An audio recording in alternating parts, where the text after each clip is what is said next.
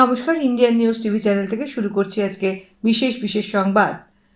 বেআইনি নির্মাণ নিয়ে কড়া পদক্ষেপ কলকাতা পুরসভার, জারি হলো নয়া বিজ্ঞপ্তি। এবার নতুন পদ্ধতিতে নেওয়া হবে অ্যাটেন্ডেন্স, স্বস্তি অভিভাবকদের। মহিলারা ছোটেন মাঠে ঘাটে, এদিকে প্রধানের বাড়ির জন্য 5টি শৌচাগার, মিশন নির্মল বাংলা প্রকল্প ঘিরে প্রশ্ন। ভোটের মাঝেই ফের ডেডলাইন শুভেন্দুর, এবার কিসের হুঙ্কার, তোলপাড় রাজ্য। ভোটের মাঝে ডিএ বাড়াতে চেয়ে কমিশনের দ্বারস্থ রাজ্য সরকার, কত শতাংশ বাড়বে? আসছে বিস্তারিত খবরে। বেআইনি নির্মাণ নিয়ে কড়া পদক্ষেপ কলকাতা পুরসভার, জারি হলো নয়া বিজ্ঞপ্তি। গার্ডেন রিচ কাণ্ডে বেআইনি বহুতলের একাংশ ভেঙে মৃত্যু হয়েছিল বেশ কয়েকজনের। সেই ঘটনার জেরে মুখ পুড়েছিল কলকাতা পুরসভার। এরপর থেকেই অবৈধ নির্মাণ নিয়ে কড়া অবস্থান দেখা গিয়েছে কেএমসির। এবার এই বিষয়ে জারি হলো বিজ্ঞপ্তি। কেএমসি সূত্রে জানা যাচ্ছে, বৃহস্পতিবার এই মর্মে একটি বিজ্ঞপ্তি জারি করা হয়েছে। কলকাতা পুরসভার কমিশনার এই বিজ্ঞপ্তি জারি করেছেন বলে খবর। বিজ্ঞপ্তিতে বলা হয়েছে, এবার থেকে অবৈধ নির্মাণের কোনো অভিযোগ আসলে অবিলম্বে জল, বিদ্যুৎ এবং নিকাশির লাইনের সংযোগ কেটে দিতে হবে।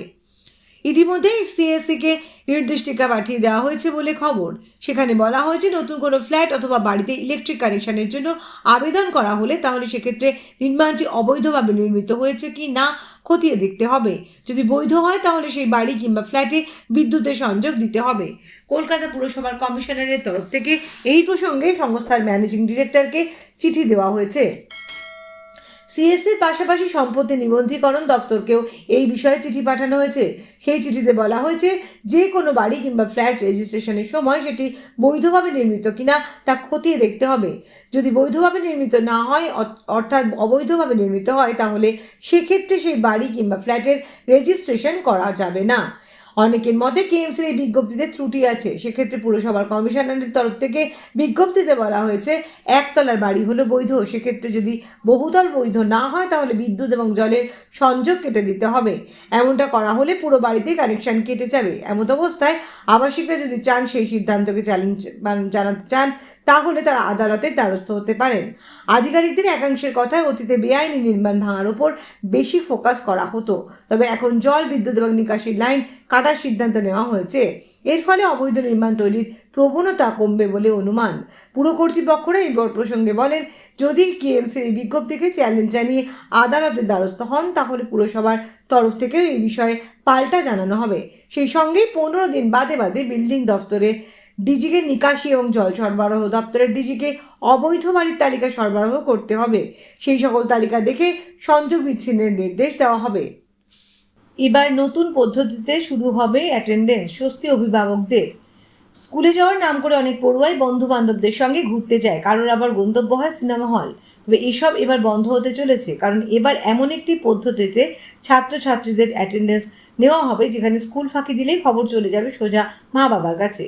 ছাত্রছাত্রীদের স্কুল ফাঁকি দেওয়ার প্রবণতা কমাতেই রাজ্যে কিউআর কোড অ্যাটেন্ডেন্স ব্যবস্থা চালু করা হয়েছে। এই ব্যবস্থার মাধ্যমে কিউআর কোড স্ক্যান করে স্কুলে উপস্থিতির বিষয়টি জানাতে হবে পড়ুয়াদের।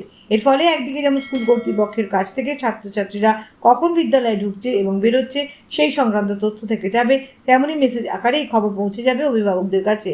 ইতিমধ্যে যাদবপুর বিদ্যাপীঠে কিউআর কোড পদ্ধতিতে অ্যাটেন্ডেন্স ব্যবস্থা চালু হয়েছে। সরকারি অনুমোদিত এই বিদ্যালয়ে পঞ্চম থেকে দ্বাদশ শ্রেণী অবধি প্রায় 1700 জন পড়ুয়া আছে। অন্যদিকে শিক্ষক অশিক্ষক কর্মীর সংখ্যা প্রায় 65।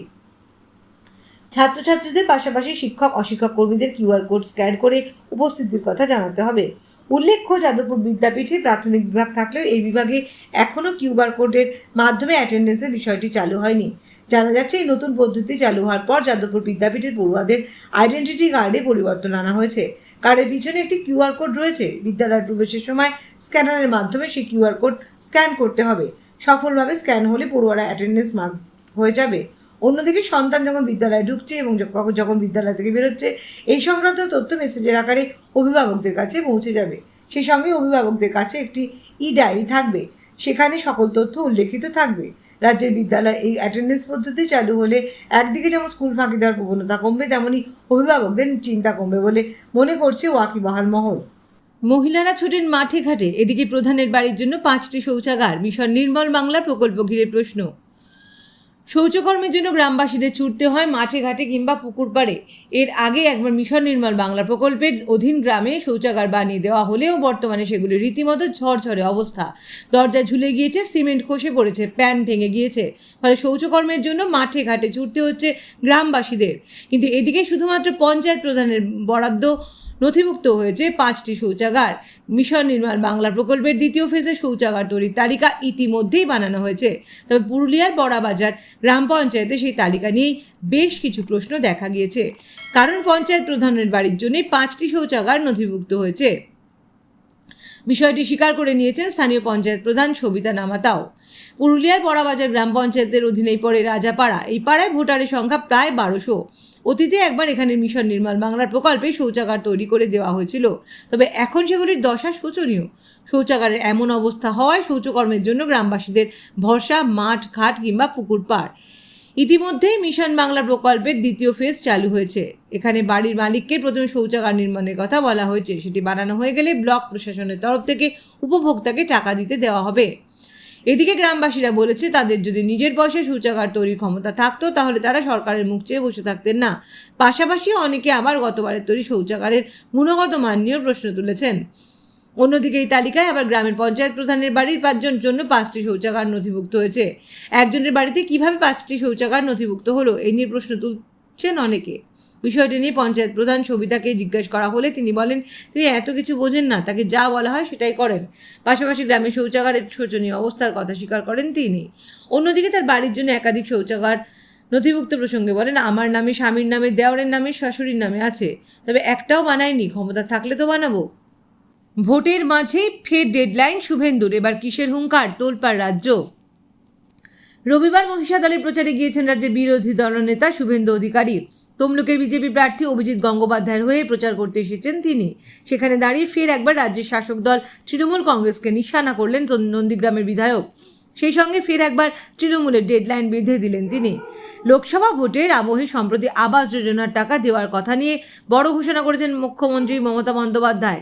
আগামী ডিসেম্বর মাসের মধ্যে টাকা দেওয়ার কথা বলেছেন তৃণমূল সুপ্রিমো। তবে এদিন শুভেন্দু দাবি করেন, ডিসেম্বর মাসে টাকা দেওয়ার কথা বললেও ততদিন অবধি তৃণমূল টিকবে না। মহিষাদলের প্রচারে গিয়ে রাজ্যের বিরোধী দলনেতা বলেন, কবে টাকা পাবেন? ডিসেম্বরে। ততদিনের মধ্যে আমরা পিসি ভাইপোকে ডেকে তুলে নেব, থাকবেই না।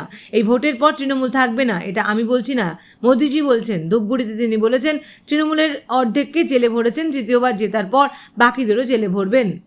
ভোটের মাঝে ডিএ বাড়াতে চেয়ে কমিশনের দ্বারস্থ রাজ্য সরকার। কত শতাংশ বাড়বে? শুরু হয়ে গিয়েছে লোকসভা ভোট। ভোটের কারণে আদর্শ আচরণবিধি কার্যকর রয়েছে গোটা দেশে।